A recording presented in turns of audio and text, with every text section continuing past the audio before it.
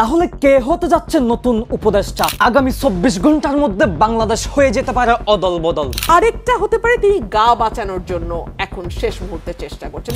রাত 1:50 দেশে ফিরেছেন প্রধানমন্ত্রী শেখ হাসিনা। ঢাকায় এসে পৌঁছান তিনি। হাসি ফুটেছে পতিত আওয়ামী সেকুলার শিবিরেও। আমি জানি শেখ হাসিনা বা আওয়ামী লীগ ক্ষমতা আসলে আমার মৃত্যু হইতে পারে, হায়াত যদিও আল্লাহর হাতে।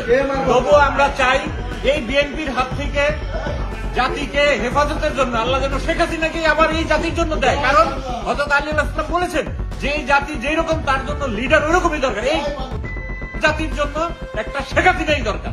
ইউনূস ও তার উপদেষ্টা পরিষদকে আরো বেকায়দায় ফেলেছেন এক উপদেষ্টা এবং এক হাফ উপদেষ্টা। যে কোনো সময় শেষ হতে পারে শান্তিতে নোবেল বিজয়ের অশান্ত অধ্যায়। ডক্টর মোহাম্মদ ইউনূসের পদত্যাগের যে বিষয়টি তা সিফ একটা নাটক ছিল এবং সেই নাটকটি মারাত্মকভাবে ফ্লপ করেছে।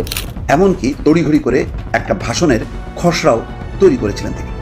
কি ছিল সেই খসড়ায়, কি বলতেন তিনি? যেটা সব মিডিয়াতে আসেনি এরকম একটি তথ্য হচ্ছে, কারণ তিনি খুবই সাকসেসফুলি গত 9 মাসে প্রতিটি ক্ষেত্রে ফেল করেছেন। হাসনাতের মতন, সার্জিসের মতন, আসিফের মতন বাচ্চা বাচ্চা ছেলেরা যাচ্ছে তাই বলা যায়, যাচ্ছে তাই করা যায়। প্রধান উপদেষ্টার পদ থেকে ডক্টর মোহাম্মদ ইউনূস সরে দাঁড়াতে চান। পদত্যাগ করতে যাচ্ছে ডক্টর ইউনূস এবং পরবর্তী প্রধান উপদেষ্টা কে হবেন সেটাও নাকি নির্ধারণ হয়ে গিয়েছে। বিএনপি জামাতের সাথে জরুরি বৈঠকে বসছেন প্রধান উপদেষ্টা। কি সিদ্ধান্ত আসতে পারে তা নিয়ে দেখা দিয়েছে উত্তেজনা। সব থেকে গুরুত্বপূর্ণ খবর হচ্ছে পদত্যাগের খবর শুনে এয়ারপোর্টে চলে আসলেন হাসিনা এবং সেখানেই জনতার হাতে আটক হয়েছেন তিনি। বাংলাদেশে চলতেছে ভারত পাকিস্তানের যুদ্ধ, কি হতে পারে শেষ পরিণতি? এসব দেখে লাইভে এসে ডক্টর ইউনূসকে উদ্দেশ্য করে কি বললেন আজহারি। ডক্টর ইউনূসকে 5 বছর ক্ষমতায় রাখার জন্য মার্চ পর ইউনূসের ডাক দিয়েছেন তিনি। দর্শক, বাংলাদেশ নিয়ে গভীর ষড়যন্ত্র ফাঁস হয়ে গিয়েছে। আগামী 24 ঘন্টা কেন গুরুত্বপূর্ণ? দর্শক, সব বিষয় নিয়ে থাকছে বিশেষ অনুসন্ধান। ভারতীয় মিডিয়া উচ্ছ্বাসে মেতেছে। পরিষ্কার ইঙ্গিত পাওয়া যাচ্ছে বাংলাদেশের রাজনীতি আবারও ভারতের প্রভাব বলয়ে ঢুকে পড়তে যাচ্ছে। 24-এর অভূতপূর্ব গণ অভ্যুত্থানের মধ্য দিয়ে টানা 17 বছরের একচ্ছত্র নিয়ন্ত্রণ হারায় ভারত। তা পুনরুদ্ধারে বাংলাদেশকে নিয়ে নতুন করে ষড়যন্ত্র শুরু করেছে প্রতিবেশী দেশটি। ভারতীয় গেম প্ল্যানের অংশ হিসেবে নানা ইস্যুতে ডক্টর ইউনূস সরকারের ওপর প্রচণ্ড চাপ সৃষ্টি করা হচ্ছে।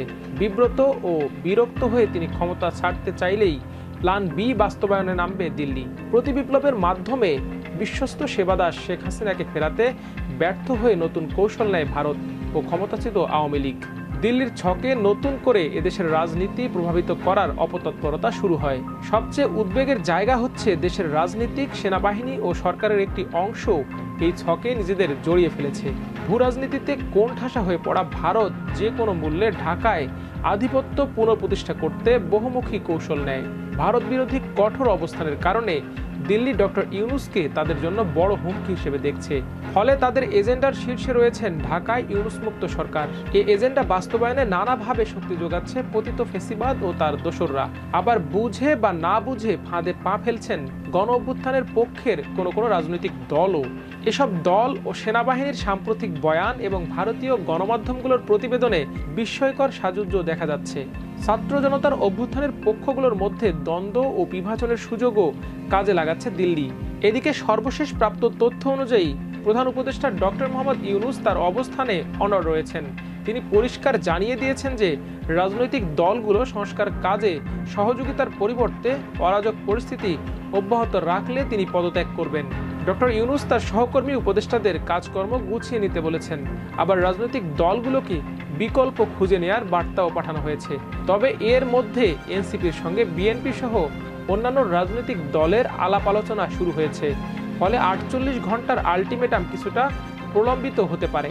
ডক্টর ইউনূস দেশের স্বার্থে আরও সিদ্ধান্ত নিয়েছেন যে রাজনৈতিক অনিশ্চয়তা নিরসন না হওয়া পর্যন্ত তিনি দৈনন্দিন সরকারি কাজ চালিয়ে যাবেন। এদিকে প্রধান উপদেষ্টা পদত্যাগ করবেন না বলে প্রধান উপদেষ্টার বিশেষ সহকারী ফয়েজ আহমেদ তৈয়ব গতকাল যে স্ট্যাটাস দিয়েছিলেন তার সেই স্ট্যাটাস কয়েক ঘন্টার মধ্যে মুছে দিয়েছেন। জানা গেছে সরকারের উচ্চ পর্যায়ের নির্দেশেই তিনি স্ট্যাটাস মুছে ফেলে নতুন আরেকটি স্ট্যাটাস দেন। পরিবেশ ও বন উপদেষ্টা গতকাল ঢাকা বিশ্ববিদ্যালয়ে নির্বাচনের সময়সীমার বিষয়ে যে বক্তব্য দিয়েছেন সেটি ডক্টর ইউনূসের সর্বশেষ অবস্থানের বহিঃপ্রকাশ বলে প্রধান উপদেষ্টার বাসভবন যমুনা সূত্রে জানা গেছে। এছাড়া আজ প্রধান উপদেষ্টার জাতির উদ্দেশ্যে ভাষণ দেওয়ার যে কথা ছিল তা তিনি আর দিচ্ছেন না। পরবর্তী পরিস্থিতির কারণে ভাষণ দেওয়ার জন্য তিনি আরও সময় নিতে চাইছেন বলেও জানা গেছে।